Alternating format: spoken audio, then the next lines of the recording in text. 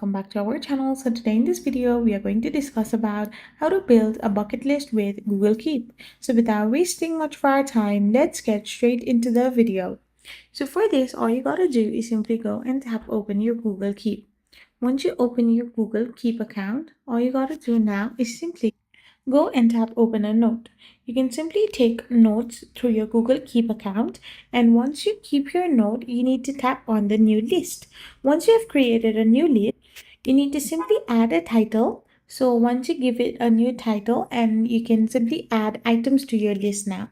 After doing this, you need to click on the done button and you're all set.